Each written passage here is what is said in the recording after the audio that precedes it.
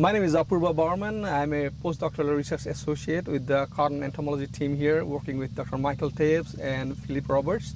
I'm primarily working on whiteflies, and certainly whiteflies have taken the center stage in cotton pest management in Georgia cotton this year. I have been doing a monitoring project for last 3 years. So in the past 2 years, 2018 and 19, we have done an extensive monitoring across South Georgia, including 24 counties. And based on that monitoring result, this year we are focusing on 2 counties, Tift and Colquitt counties. And these 2 counties have been historically the whitefly hotspot areas because of the nature of the production system in these 2 counties. So this year, early on, we kind of started to feel that we might have a high whitefly year. Based on the trapping number, what we have seen that the whitefly number started to increase in early July. In a typical year, that number started to pick up in end of the July. So we are definitely 2 to 3 weeks ahead of our normal curve. And that might have caught our cotton producers off guard. So the cotton may have been infested with whiteflies early on. And again, if you know about whitefly biology, this is a nasty pest. This is a small insect, but it has the potential to increase exponentially. For example, just one single whitefly female can produce about 200, 300 adults in time span of 2 weeks. So given in 2 weeks, a couple hundred of whiteflies can produce millions of whiteflies. And when whiteflies overwhelm your cotton, there is no way the beneficial insects can bring them down. If you can detect the whitefly population when they're at low level, these whitefly beneficial insects can suppress their population. But when the population gets to a point, these beneficial insects are no more effective. In that time, we got to pull our trigger. We got to use some insecticides. And for these insecticides, we have several good insecticides.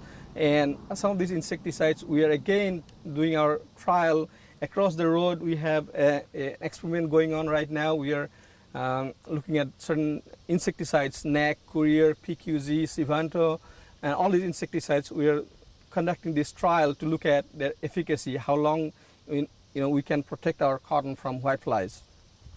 So again, the key here is we got to catch this whitefly population early on, because as I said, the population can increase so exponentially if you are late in the application, or if you are not aware of your situation. If you did not use Scout, you're late, and once you're late, it can be very expensive. You got to use more expensive chemical, and chances of rescuing that crop get slimmer and slimmer. So again, I think Dr. Roberts has been saying this in many extension meetings about whitefly management, how we need to be early and on timely in terms of application. So right now in certain areas in Tift and Colquitt County, we have high whitefly population, and I encourage growers to monitor and knock down the population. And again, this is going to be continuing towards the end of the season, because if your crop is cut out and matured, you're not done. If you have whiteflies there and if you have green leaves, they can still produce honeydew, and when the balls pop up, you'll see this dirty cotton or lint that is caused by this honeydew and sooty mold. So that's what's going on with our trapping study. So this trapping study has helped us to kind of understand the population trend. So if we see this peak early on, we got to be careful and thinking ahead about the season. We have put a lot of this information in one of our recent extension publication called Sampling and Managing Whiteflies in Georgia Cotton. I encourage our producers and all of you to look at that publication. There we have mentioned how to sample cotton and what are the insecticides to use, what are the risks associated with this managing whiteflies. So please look at that publication.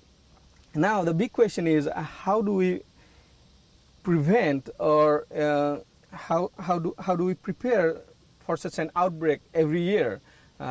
So one of the things about whitefly management is it has to be community approach. So whitefly is not a problem of cotton producers, not a problem of vegetable producers. It's a problem of every one of us. So we got to work together as a community. What I mean by community approach is we got to do our part in managing whiteflies in cotton, in vegetables, properly destroy the crop residues. We got to cut out the whiteflies from the food sources. That way we can reduce their population. And once you can reduce the population, that next year you're likely to have less population pressure. So that's one approach. And again, in each crop, knock down the whitefly population down to a level where they cannot be, infesting other crops, whatever planted next, field next to it or the next season.